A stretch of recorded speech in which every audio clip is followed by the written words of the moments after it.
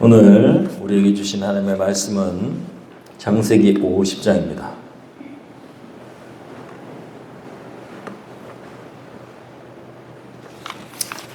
(50장) 22절로부터 26절까지 주신 말씀 봉독합니다.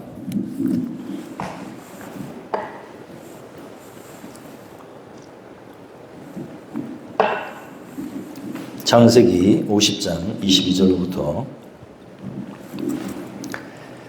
26절까지 요셉이 그의 아버지의 가족과 함께 애굽에 거주하며 110세를 살며 에브라임의 자손 3대를 보았으며 므낫세의 아들 마길의 아들들도 요셉의 스라에서 양육되었더라. 요셉이 그의 형제들에게 이르되 나는 죽을 것이나 하나님이 당신들을 돌보시고 당신들을 이 땅에서 인도하여 내사 아브라함과 이삭과 야곱에게 맹세하신 땅에 이르게 하시리라 하고, 요셉이 또 이스라엘 자손에게 맹세시켜 이르기를 하나님이 반드시 당신들을 돌보시리니 당신들은 여기서 내 해골을 메고 올라가겠다 하라 하였더라. 요셉이 110세의 죽음에 그들이 그의 몸에 향재료를 넣고 애굽에서 입건하였더라. 아멘. 세번역 성경으로 한 절씩 교독하겠습니다. 요셉이 아버지의 집안과 함께 이집트에 머물렀다. 요셉은 100년하고도 10년을 더 살면서 에브라임의 자손 3대를 보았고 므낫세의 아들 마겔에게서 태어난 아이들까지도 요셉이 자기의 자식으로 길렀다. 요셉이 자기 친족들에게 말하였다. 나는 곧 죽는다. 그러나 하나님께서 반드시 너희를 돌보시고 너희를 이 땅에서 인도하여 내셔서 아브라함과 이삭과 야곱에게 맹세하신 땅에 이르게 하실 것이다. 요셉은 이스라엘 자손에게 맹세를 시키면서 일렀다. 하나님께서 반드시 너를 돌보실 날이 온다. 그때에 너희는 나의 뼈를 이곳에서 옮겨서 그리로 가지고 가야 한다. 요셉이 110살에 세상을 떠나니 사람들은 그의 시신에 방부제 향 재료를 넣은 다음에 이집트에서 그를 입건하였다. 아멘. 오늘 말씀 제목은 고향 갈 준비 되셨습니까? 입니다. 여러분 각각 여러분의 고향이 있을 줄로 믿습니다.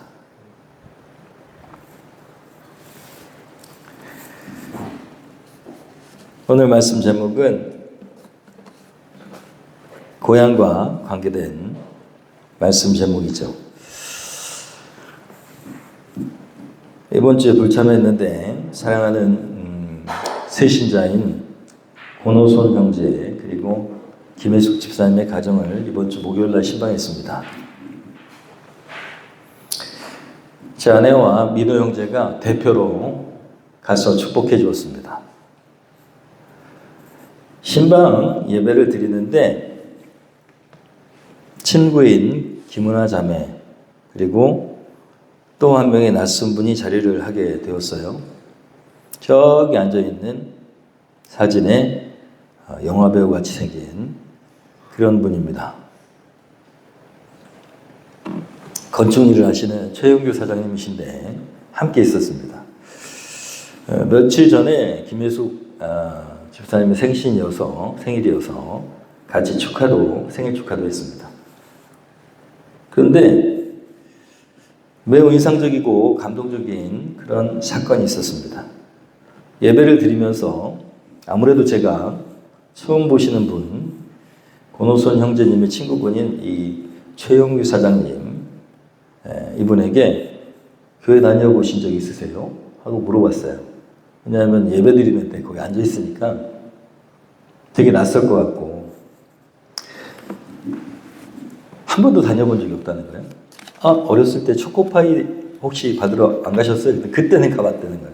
지금까지 한 번도 예배를 드려본 적은 없다.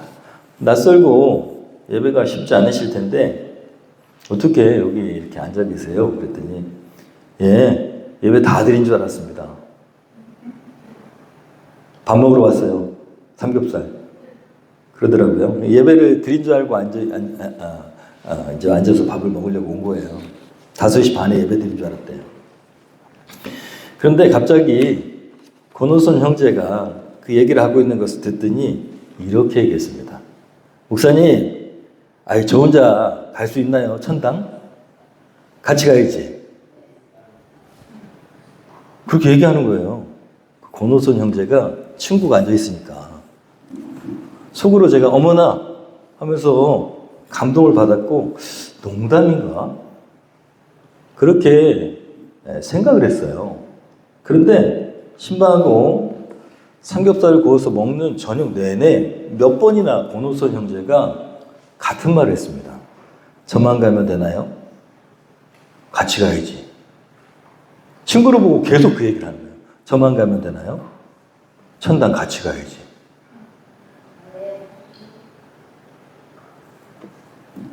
겉으로는 제가 웃었지만 얼마나 감동되는지 몰라요. 아직 교회에 대해서 잘 모르는 권호선 형제가 어떻게 저런 말을 하지?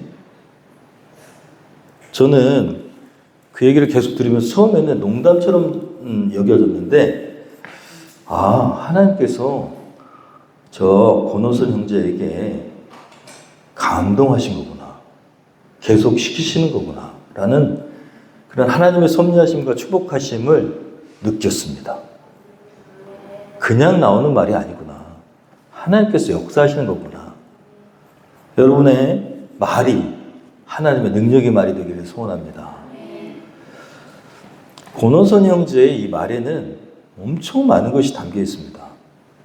허튼 말이 아닙니다. 권호선 형제의 나만 가면 되나요? 천당 같이 가야지 하는 이 말에는 엄청난 하나님의 능력에 또 아주 소중한 기독교 신앙이 담겨 있는 것이죠. 권호선 형제처럼 신앙은 단순해야 됩니다. 여러분, 우리 신앙은 단순해야 됩니다. 최종 목적지가 분명해야 됩니다. 늘 말씀드리지만 이것이 명확하지 않으면 진짜 믿음이 아닙니다. 여러분의 최종 목적지는 어디입니까? 다시 한번 질문합니다. 여러분의 최종 목적지는 어디입니까? 교회에 왜 나오고 계십니까? 권호선 형제는 교회에 다녀본 적도 없는데 분명한 목적지를 계속 얘기하고 있어요. 어디라고요? 천당, 하나님 나라. 교회에 나오는 이유는 단 한 가지, 이 제일 중요한 목적이 있다는 거예요. 나머지는 부수적인 것입니다. 하나님 나라에 가기 위한 거예요. 여러분, 분명한 목적지가 설정되어 있는 사람이 그리스도인입니다. 다시 한번 말씀드리는데 너무 중요하기 때문에 따라하겠습니다. 분명한 목적지가 잘 설정되어 있어야 좋은 신앙입니다. 참 그리스도인이다. 여러분, 진짜 사랑하는 친구라면, 가족이라면 당연히 같이 가길 바라야 돼요. 거기가 진짜 좋은 곳이라고 믿는다면 하물며 맛있는 식당이에도 목사님 같이 가고 싶었어요. 우리 딸들 같이 가고 싶었어. 그 집사람과 같이 가고 싶어서 가잖아요. 맛있는 식당이라도. 근데 천당, 하나님의 나라가 진짜 좋은 곳이라고 믿는다면 그럼 어떻게 나만 갈 수 있습니까? 되게 단순하죠. 신앙은 단순해야 됩니다. 교회에 왜 나옵니까? 네, 위로를 얻기도 하고 또 하나님 축복하셔서 세상에서 잘 되기도 하고 그럴 수 있습니다만은 그건 진짜 목적이 아닙니다. 이 권호선 형제가 정확하게 알고 있어요.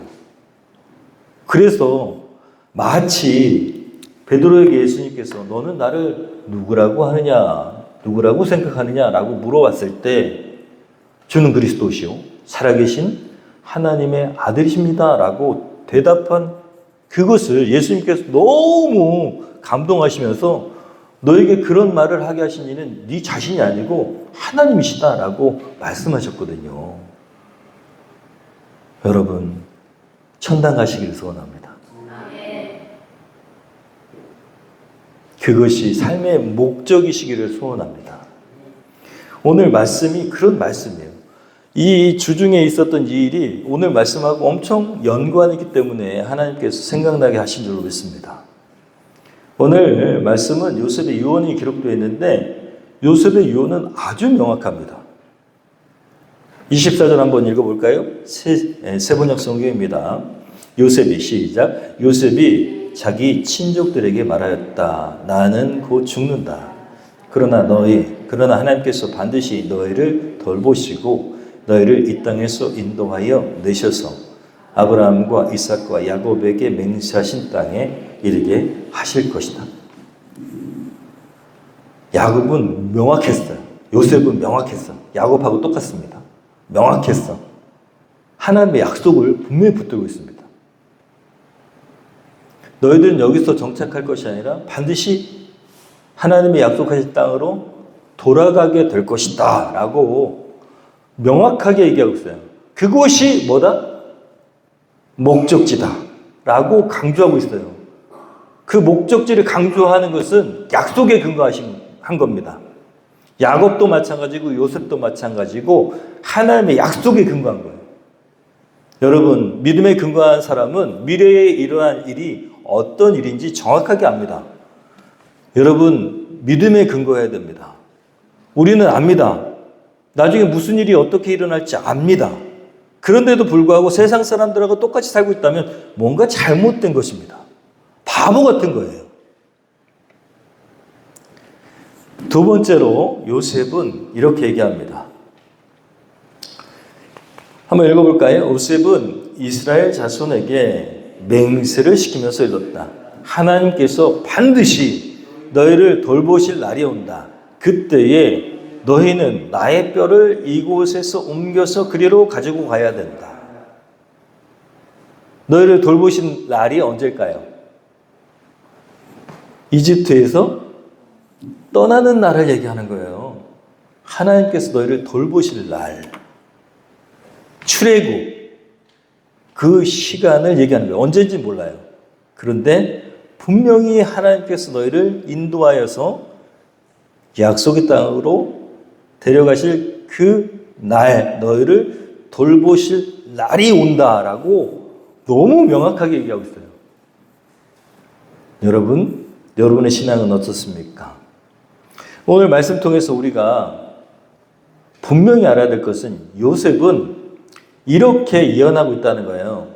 한번 따라서 읽어볼까요? 시작. 너희가 어디에서 무엇을 하고 있든 약속의 땅을 사모하라. 이게 요셉의 유언입니다. 분명히 그때가 온다. 여러분, 오늘 말씀을 통해서 우리가 야곱의 유언과 같이 요셉의 유언도 동일하거든요. 첫 번째로 우리가 우리의 마음 가운데 새겨야 될 첫 번째 말씀은 하나님의 약속을 미래를 선포해야 된다는 것입니다. 따라하겠습니다. 하나님의 약속을 믿음으로 미래를 선포하라. 요셉은 하나님의 약속에 근거해서 말하고 있어요. 유언을. 미래에 일어날 일을 얘기하고 있습니다. 예언하고 있어요. 반드시 너희들은 여기에서 정착하지 않고 거기로 가야 된다는 거예요. 거기로 가게 하실 거라는 거예요. 여러분, 우리 인생도 마찬가지입니다. 인생이 반드시 끝이 옵니다. 여기에 정착할 우리가 아닙니다. 세상은 끝나거나 생명이 끝나거나 세상이 끝나는 것이죠. 둘 중에 하나입니다. 우리의 생명이 끝나거나 아니면 세상이 끝나거나. 어떤 끝을 맞이하든지 인생은 반드시 새로운 세상에서 다시 태어나게 되어 있습니다. 이게 하나님의 약속의 말씀이에요. 그리스도인은 다음 세상, 영적 세상이 있다고 믿는 사람들입니다. 여러분, 이것은 분명한 거예요. 변치 않는 진리입니다. 다음 세상이 분명히 있습니다. 예수께서 마태복음에 보면 누가복음에 보면 예수님께서 강도들에게 이야기하시죠. 예수님 가운데 계시고 십자가상에서 양쪽 옆에 강도가 있었는데 한 강도는 엄청 예수님 조롱하면서 당신 이렇게 능력이 있으면은 자기 발로 한번 내려와 보여. 그리고 막 조롱을 했어요. 그런데 옆에 있던 다른 강도는 예수님은 그런 분 아니다. 이분은 죄가 없다. 우리는 죄를 졌지만 그래서 마땅히 받아야 될 천벌을 받지만 이분은 그럴 분이 아니다. 그러면서 예수님께 이렇게 말하는 거예요. 예수여, 당신의 나라에 임하실 때에 나를 기억하여 주시옵소서. 그러니까 예수님 뭐라고 하십니까? 여기에 오늘 내가 나와 함께 낙원에 있으리라 라고 말씀하세요. 생명이 끝나는 순간 예수님과 함께하는 그 사람은 어디에 있는다? 낙원에 있는다. 여러분, 우리가 모르는 낙원이 분명히 있다고 예수님이 말씀하셨어요. 예수님 거짓말쟁이입니까? 늘 말씀드리지만 예수님은 세상 사람, 교회 안 다니는 사람들도 성자라 그래요. 성자. 4대 성자 중에 하나라 그래요. 그게 거짓말 하실 분은 아니에요. 그죠? 낙원이 있다는 거예요. 죽으면 어디 간다고요? 낙원. 여러분, 우리가 분명히 이 말씀을 믿어야 됩니다. 예수님을 구세주로 영접한 사람이 가는 곳을 분명히 낙원이라고 말씀하고 있어요. 예수님을 영접하면 구원받게 되는 것을 뭐라고 얘기하냐면 복된 소식이라고 합니다. 복된 소식이 뭐예요? 여러분, 복음이라고 합니다. 복음. 복된 소식, 복음. 예수님을 영접해서 그분을 주인으로 영접하고 그분의 명령에 따라 살면 그러면 구원받는다라는 이 소식이 복된 소식, 복음이라고 한다고요. 예수께서 명령하셨어요. 이 복음을 전하라는 거예요. 너희는 온천에 다니며 만민에게 뭘? 복음을 전파하라. 박 목사야, 너는 목사니까 온천하에 다니며 만민에게 복음을 전파하라. 이렇게 써 있습니까? 박 권사야, 너는 권사니까 온천하에 다니면서 복음을 전파하라. 이렇게 되어 있습니까? 아니에요. 아니라고요. 나만 갈 수 있나요? 천당. 이 얘기가 이 얘기입니다. 여러분, 우리 모두는 다 이기주의적인 삶을 살면 안 됩니다. 나만 갈 수 있나요, 천당? 이게 그리스도인이 기본적으로 갖고 있어야 될 마음이라는 거예요. 나만 좋은 곳 갈 수 있나요? 이 사람도 가야지. 믿고 세례를 받는 사람. 믿는다는 게 뭐예요? 예수님을 영접하는 걸 얘기해요. 뭘로? 구세주로, 주인으로. 여러분, 교회 다닌다고 다 구원받는 거 아니에요. 세례 받는다고 다 구원받는 거 아니에요. 정신 차려야 됩니다. 예수님이 주인이셔야 돼요. 예수님이 주인이셔야 된다. 자기가 주인이면 안 됩니다. 자기 좋은 대로 다 살면서 나 예수 믿는다고 하면 거짓말장이에요. 예수님이 주인이셔야 됩니다. 그게 예수 믿는 거예요. 많은 교회들이 잘못 가르치고 있어요. 그냥 교회 나오면 구원받는다고 착각해요. 예수 믿는다고 입으로 시인하면 다 구원받는 줄 알아요. 그렇게 간단한 문제가 아니에요. 10계명을 다 지키는 것보다 더 어려워요. 착각하면 안 돼요. 예수님이 주인이셔야 됩니다. 근데 10계명을 지키는 것보다 쉬운 일이에요. 왜 쉽냐? 여러분, 예수님을 주인으로 영접하고 그분이 우리 안에 성령님으로 계시기 때문에 쉬워요. 그렇지만 성령님이 감동하시는 대로 살지 않는다면 성령님을 괴롭게 할 뿐만 아니라 여러분, 미래에 임할 구원을 받지 못할 수도 있습니다. 현재적 구원, 과거의 구원 절대로 옮겨지지 않는데 미래적 구원도 있어요. 그건 알 수가 없어요. 여러분, 내 인생 내 것이 아닙니다. 예수 그리스도의 것이 되어야 됩니다. 그래야 구원받을 수 있어요.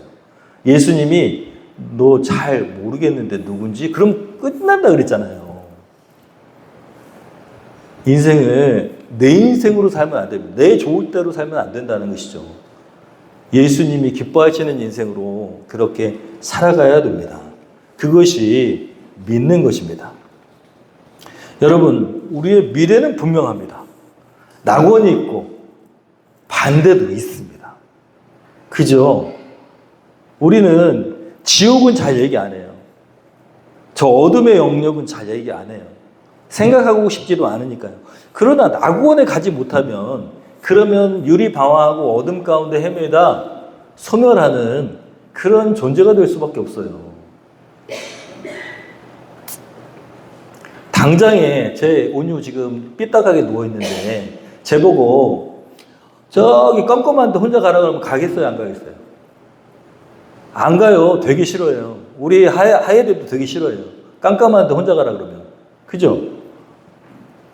그보다 더 무서운 데가 어디냐? 바로 지옥이에요. 거기는 빛이 없어요. 어둠이 있어요. 여러분, 우리가 분명히 알아야 될 것은 하나님의 약속의 말씀입니다. 거기에는 지옥도 있고 천국도 있어요. 우리 청소년들도 우리 여기에 있는 모든 분들 몇 명 안 되지만 저는 처음에 교회에 개척할 때 한 명이라도 단 한 명이라도 예수님을 믿는 바른 신앙인을 하나님 세울 수만 있다면 그건 괜찮습니다. 그의 건물 없어도 되고 상관없습니다. 만약에 한 명이라도 저에게 영혼을 주신다면 그 영혼이 바른 정말 구원받는 그리고 바른 그리스도의 제자가 되는 게 그것이 저의 사명이라고 믿고 하겠습니다. 라고 기도했어요. 그래서 여러분 여기 계신 모든 분들은 진짜 그리스도인이 되기를 소원합니다. 미래는 분명합니다. 우리가 생명이 끝나서 다음 세상을 맞이하거나 아니면 세상이 끝나서 우리가 다음 세상을 맞이하거나 우리가 생명이 끝나서 눈을 감았어요. 그게 이 세상에서 끝입니다. 끝. 그죠? 그 다음엔 어떤 일이 일어나는지 아무도 몰라요. 성경에도 잘 안 쓰여져 있어요. 그런데 다시 눈을 뜨게 되는 순간 여러분 그것이 시공간적인 어떤 우리하고는 우리 4차원의 3차원의 세계에서는 알 수 없는 그거기 때문에 눈을 뜨는 순간 예수님과 함께 할 거예요. 그리고 새 세상이 열릴 겁니다. 죽은 자도 다시 일어나고 산 자는 부활의 영체가 될 거라고 돼 있어요. 여러분 미래를 우리는 분명히 알고 있는 사람들입니다. 미련하게 살아서는 안 됩니다. 우리는 미래를 요셉처럼 정확하게 예견할 수 있는 사람입니다. 권호선 형제 없어서 좀 미안한데 나쁜 건 아닙니다. 주식 얘기를 했어요. 밥을 먹으면서 주식 얘기를 했는데 하이닉스 주식을 예전에 산 적이 있는데 팔았다는 거예요. 근데 그 하이닉스 주식이 이 3만 원인가 5만 원인가 뭐 그랬었는데 5배가 올랐다는 거예요. 지금 20몇만 원. 민호 형제가 금방 계산하다가 5배네요 그랬어요. 5배가 올랐대요. 주식이.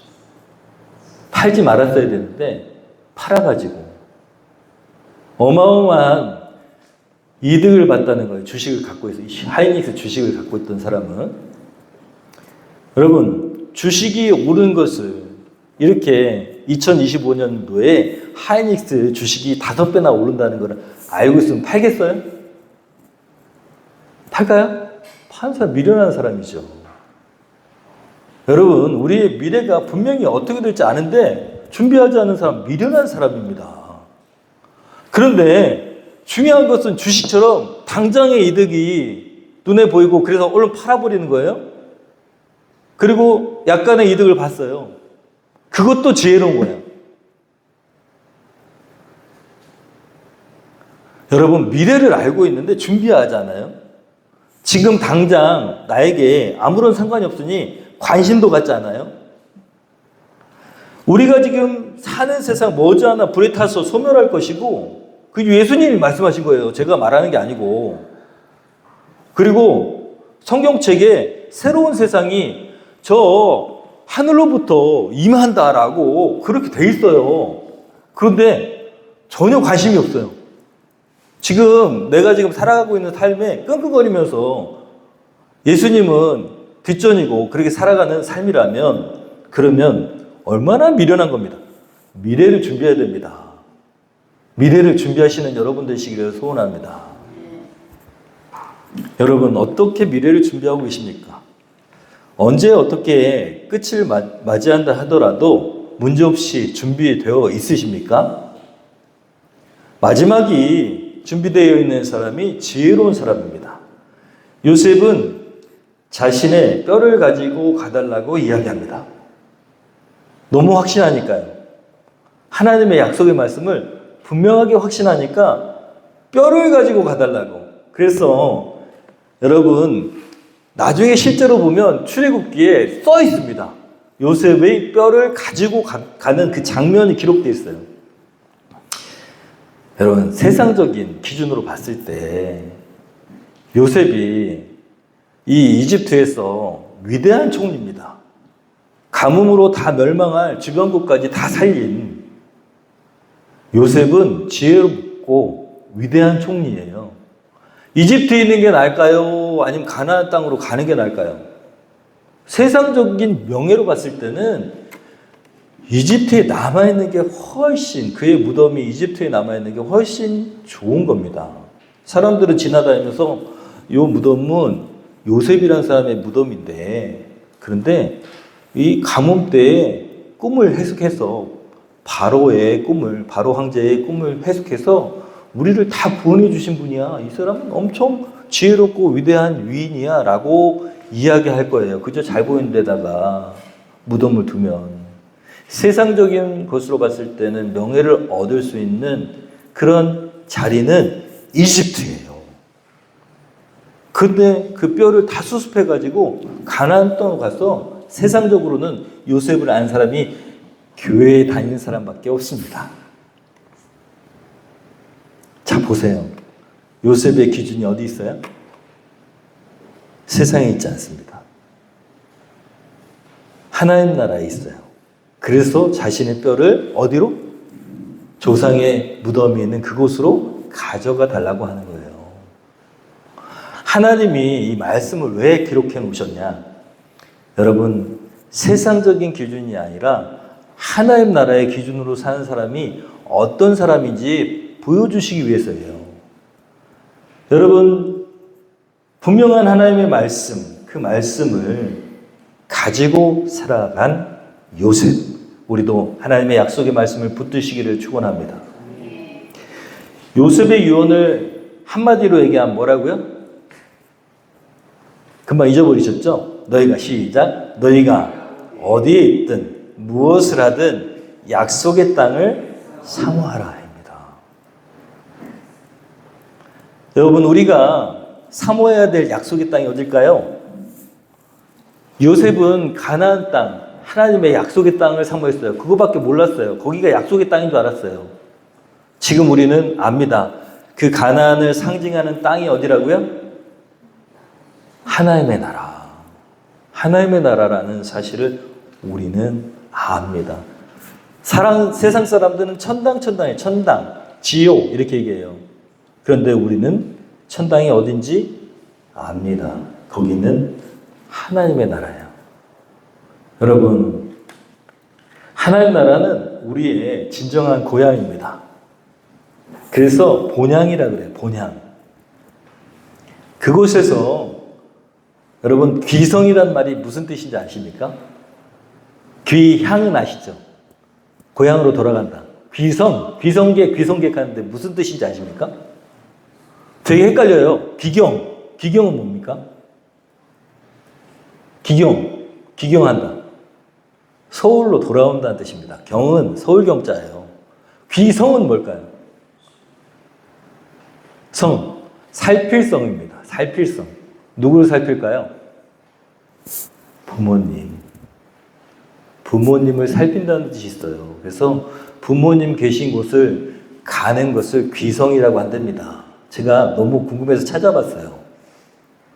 헷갈려가지고 귀속이야, 귀향이야, 귀경이야, 뭐가 뭐야 하고 찾아봤어요. 되게 헷갈려요. 잘 모르면. 근데 귀성은 부모님이 계신 곳입니다. 저는 귀성할 수가 없어요. 저는 고아가 됐습니다.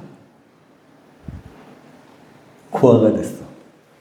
누가 장례식장에 있는데 그러더라고요. 아유, 목사님도 고아 되셨네요. 그러더라고요. 저 고아가 됐습니다. 여러분, 우리의 시민권은 하늘에 있습니다. 하늘에 있어요. 우리의 진짜 고향은, 저는 진짜 고향이 대전인 줄 알았는데 우리의 진짜 고향은 하늘나라입니다. 하나님의 나라. 그곳에는 우리의 아버지가 계십니다. 기다리고 계세요. 한번 읽어볼까요? 그러나 시작. 그러나 우리의 시민권은 하늘에 있습니다. 그곳으로부터 우리는 구주로 오실 예수 그리스도를 기다리고 있습니다. 넘어갔지? 다 넘어가 보네.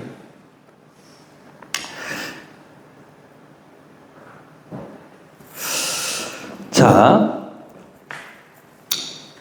21절 같이 보겠습니다. 그분은 만물을 복종시킬 수 있는 권능으로 우리의 비천한 몸을 변화시키셔서 자기의 영광스러운 몸과 같은 모습이 되게 하실 것입니다. 할렐루야. 예수님이 부활하셔서 첫 열매가 되신 그 영체.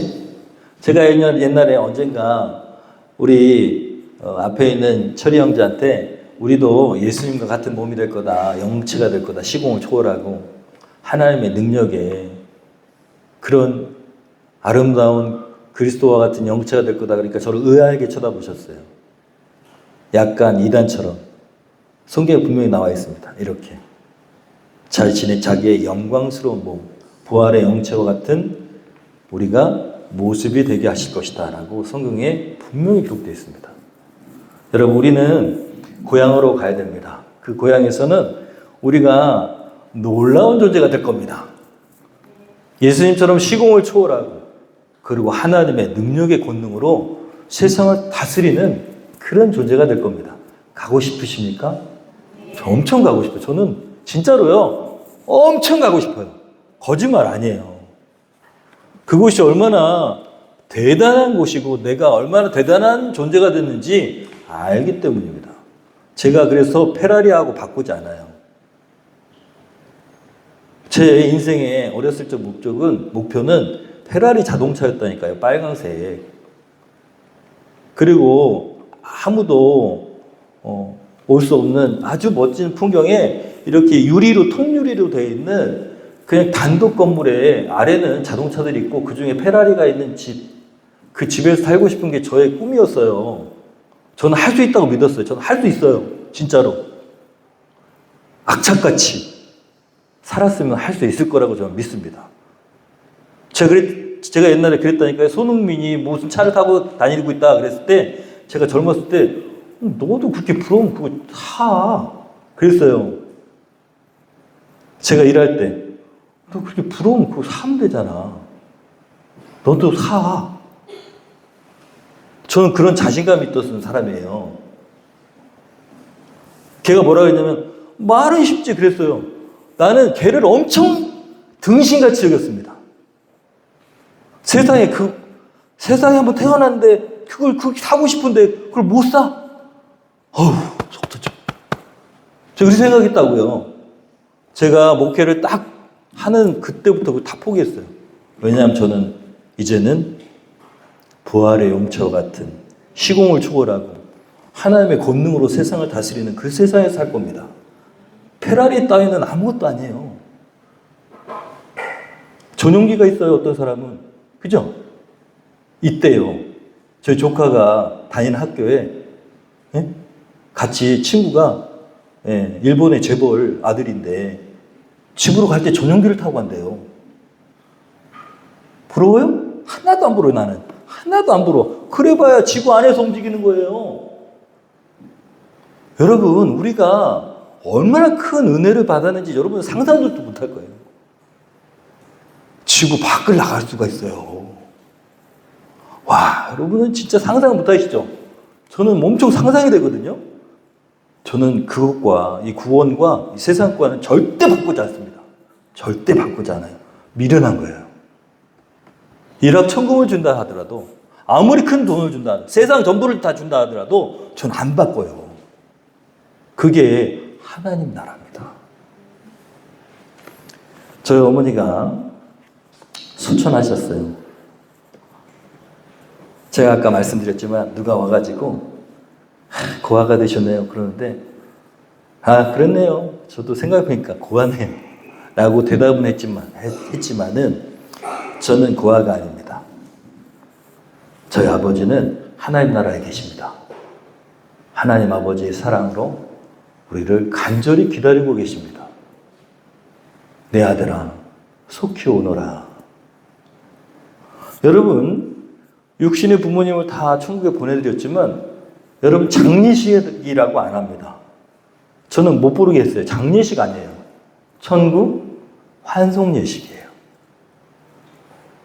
우리 어머니는요, 이 세상에서 다리가 고관절이 아프셔갖고 이렇게 쩔룩쩔룩거리면서 다니시고, 그리고 교회에 예배당 그 가에 그 개가 와가지고 똥 싸놓고 이런 걸 다 치우시면서 너무 힘들다고 그러시면서 사셨어요.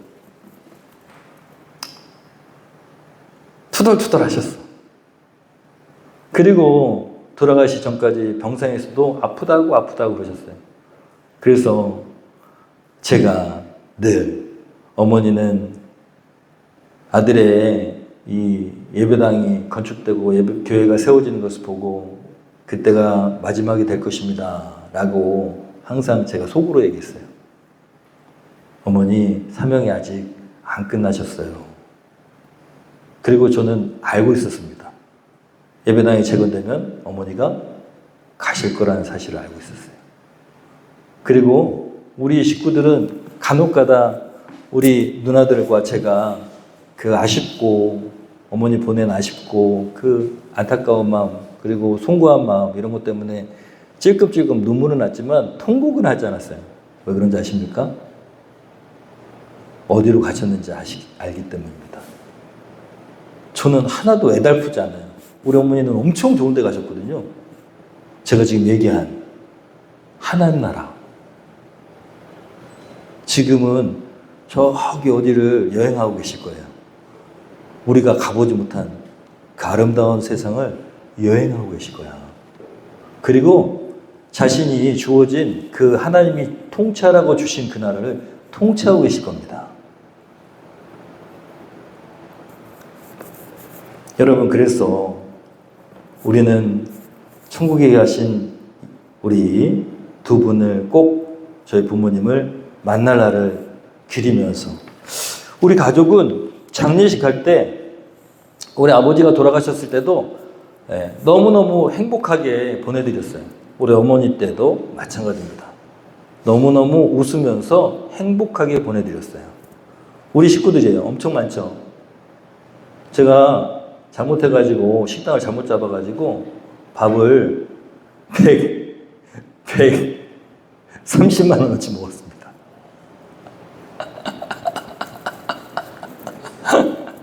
제가 식당을 잘못 잡아가지고 이렇게 비싼 데인지 모르고 가가지고 그냥 먹자 그랬어요. 까짓 거 그냥 먹어보자.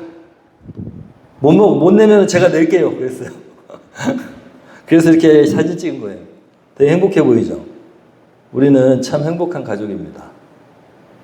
부모님이 돌아가셨는데 통곡도 안 하는 이상한 가족이긴 하지만 어쨌든 세상 사람들이 기준에 봤을 때는 정말 이상한 집이다 그랬을 거예요.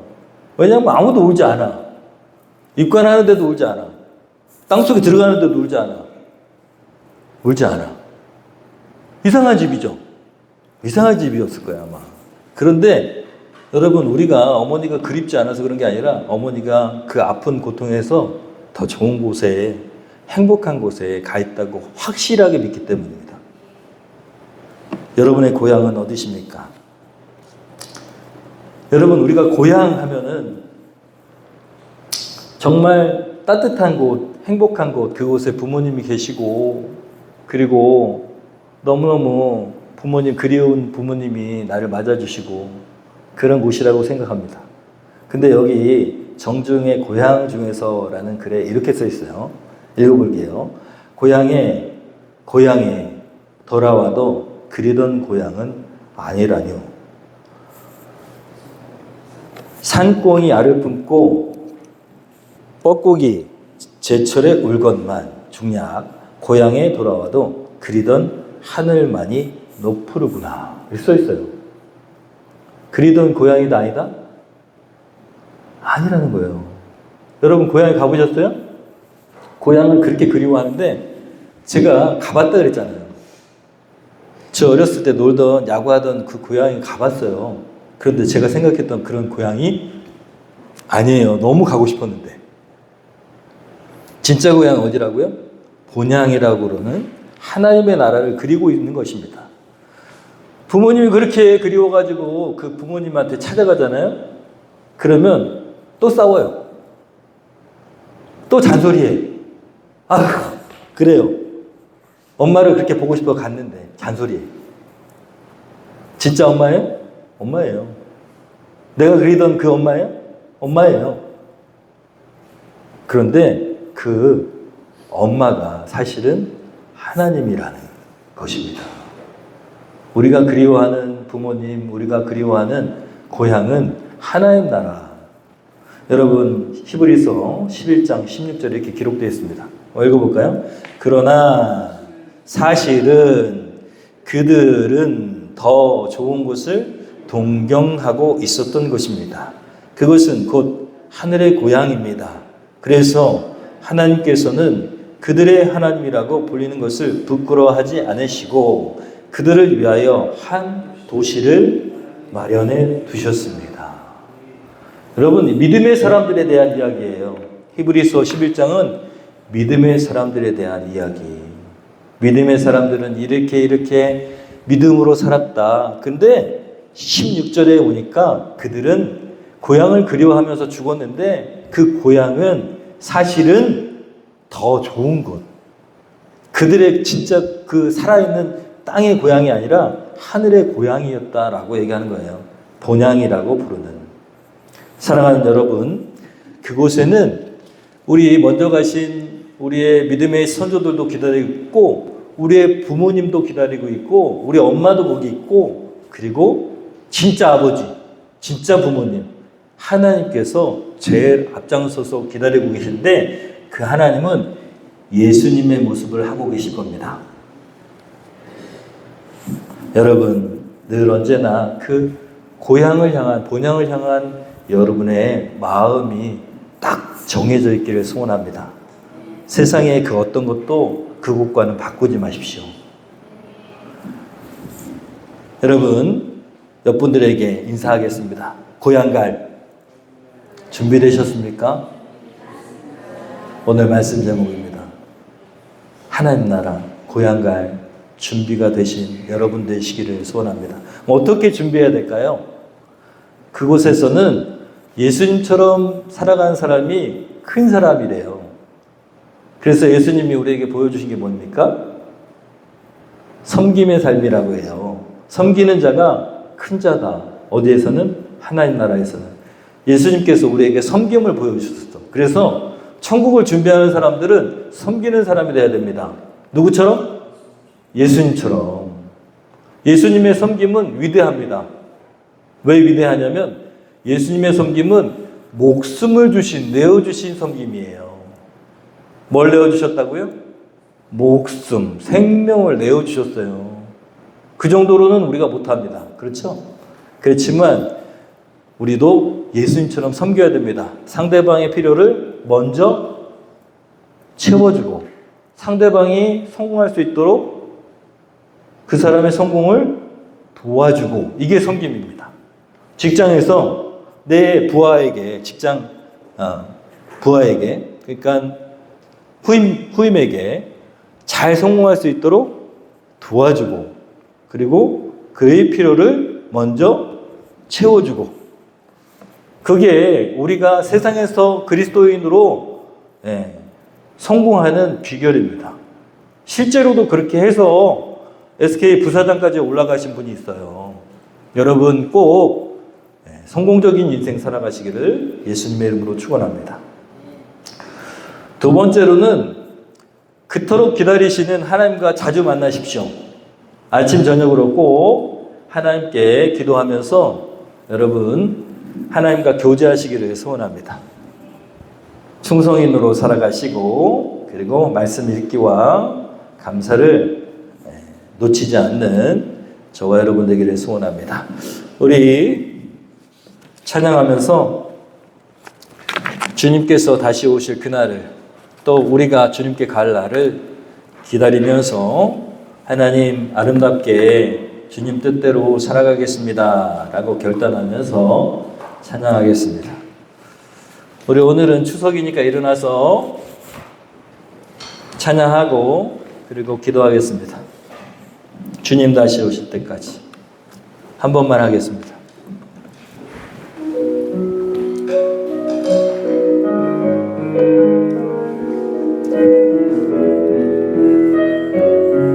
주님 다시 오실 때까지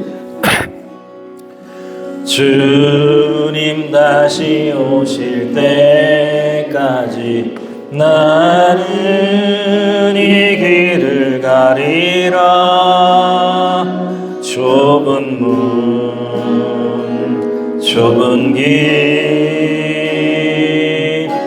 나의 십자가 지고 나의 가는 길 이 길 나의 가는 이 길 끝에서 나는 주님을 보리라.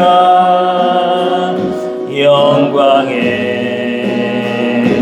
내 주님 나를 맞아주시리.